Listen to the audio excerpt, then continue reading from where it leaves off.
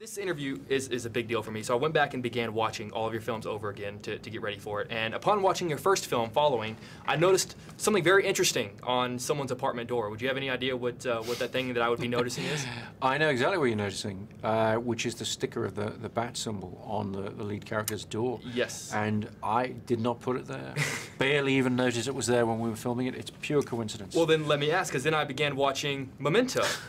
And when I was watching Memento, I noticed something very interesting. Yes. Can you imagine what I might have seen in Memento? What you've seen in Memento, which no one else has ever asked me about, actually, is there are a number of comic book logos at one point in that film. Once again, pure coincidence. And one of which is Batman, and one of which is Superman. One of which is Superman, yes. Which is, do you see any sort of, even though it might not have been on purpose, do you see any sort of like poetic justice definitely. in that? No, I love the idea of that kind of fatalism, that kind of, but it is, I mean, it's coincidence, but what we make of coincidence is up to us. But the thing that it also tells you is these characters are tremendous icons, have been around for a very long time, and they are everywhere. They're on T-shirts, they're on buildings, they're everywhere. And so when you approach Batman, you do it with a big sense of responsibility. You're really going to have to deliver people something. Absolutely. Now, when The Dark Knight cut to black 4 years ago, you left many cliffhangers for audiences. One of which being you literally left the Joker just hanging there, and I thought it was respectful and appropriate that you didn't address it in this movie because you don't want to make light of the tragedy of Heath Ledger.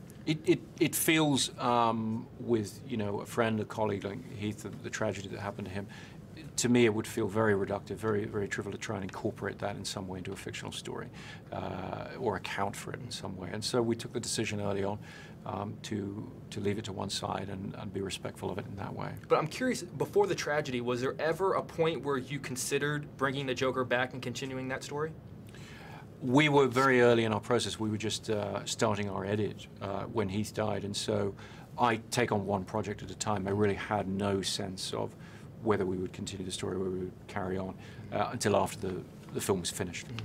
Now, you have had three incredible themes that you've always talked about throughout the three films. Batman Begins was fear, The Dark Knight was chaos, and this one is pain. So I was wondering if you could kind of give me an example of each one that you felt in those movies, like an example of how you felt fear in Batman Begins, how you felt chaos in The Dark Knight, and how you felt pain in The Dark Knight Rises.